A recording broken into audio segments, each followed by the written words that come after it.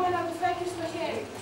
Με το τίποτα, ο Τάσος, ο Γιάννης, ο Μανώλης, η Λένο, η Δέσπο. Αυτή η σιωπηλή στρατιά, αυτή η ωραία δική μας, σπρώχναν για καλά τον καιρό προς την ελευθερία και την ειρήνη. Για μια ελευθερία που πριν έρθει φαινόμενε τόσο πλατιά. Και για μια ειρήνη που ακόμα και αυτή να αγωνιζόμαστε. Εσείς από εκεί δεν ορίμασε μέσα σε μια παράσταση. Έτσι μόνο. Πρέπει να φύγουμε, έχουμε δουλειές. Πάρα να μαζί σου. Πάμε για δύσκολες δουλειές. Κυρίες και κύριοι, σε 2 λεπτά το έργο μας τελειώνει. Όμως δεν θα σας αφήσουμε να φύγετε πικραμένοι.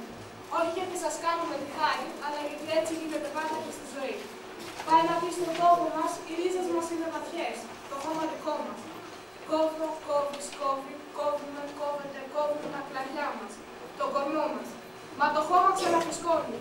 Μια πράσινη φωνούλα ξαναβγαίνει και φωνάζει, εδώ είμαι. Αν τα επισκεφτήκαμε, με κάτι δύσκολο. Καλά θα πάρει τρένα για βοηθό, αλλιώς δεν τα βγάζαμε πέρα. Τρέμαμε με αυτό που πατήσαμε και τρέμαμε ακόμα.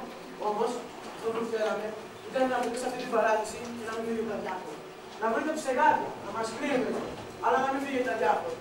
Να σας υποκαλύψαμε ή να σας κάναμε να γελάσουμε με πράγματα που δεν πρέπει, είναι γιατί καλέσαμε το φλαβί τον δρόμο.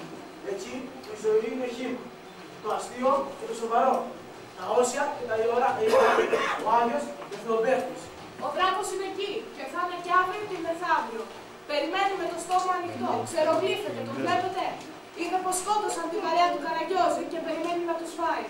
Όμως δεν θα τους φάει. Κι ούτε τους σκότωσαν. Αν δεν με πιστεύετε, βάλτε το αυτί σας στο χώμα